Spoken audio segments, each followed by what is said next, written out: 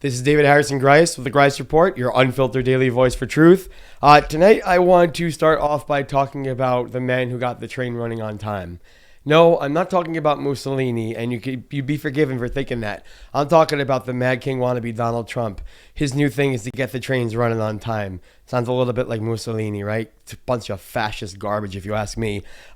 So the Transportation Secretary, Sean Duffy, we're going to listen to him rationalizing the hot, stinking, fascist pile of flaming crap that he's going to be spewing at you about taking over Union Station down from the Capitol.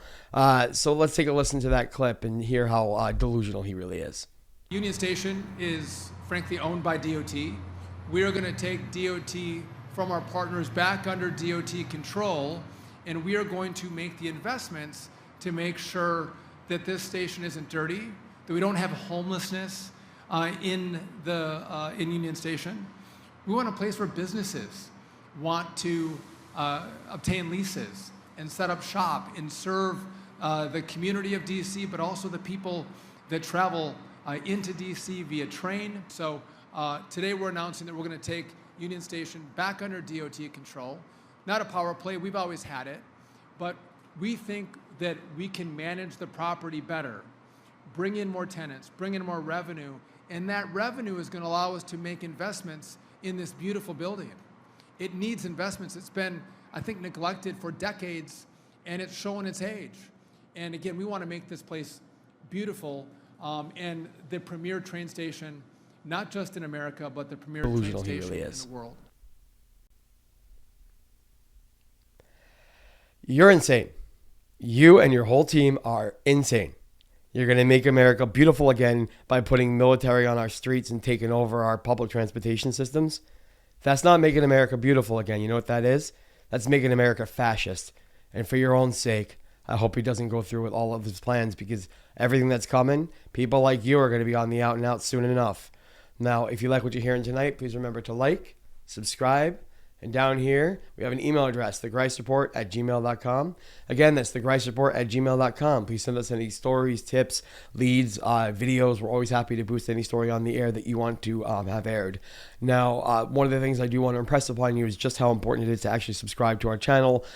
We are out here doing the digging every night, digging up the best stories and getting out these leads and following them down to make sure that we actually have our sources straight, to make sure that we're bringing you the accurate news. So it really helps us to go a long way when you hit that subscribe button, because it helps the algorithm push our stuff out even further. So let's finish tonight's show. So first thing I want to talk about after that bit of information there was Alligator Auschwitz. What started this whole thing at the beginning of the summer is finally winding down operations. It feels like a victory, but it's not. The reason that it's not is because right now they're just being transferred to other places. Alligator Auschwitz, all it did was bought time for them to be able to put up a permanent infrastructure, which is what they're doing in places like what they're calling Cornhusker Clink and Deportation Depot. They have these cutesy alliterative names for concentration camps that makes me sick. Final story of the night, the NAACP and the Lawyers Committee for Civil Rights under law in Texas are going to be suing the Texas Republican Party and the state of Texas for their redistricting maps. According to the lawsuit and the language in the complaint, they are alleging that there is something to the order of 40% white population in Texas.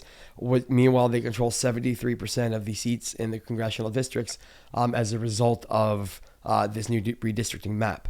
So what that means is the votes in the white districts that are predominantly white are going to be counted higher than anywhere else, which essentially means that the actual representation of the state is uneven as a result of these new maps.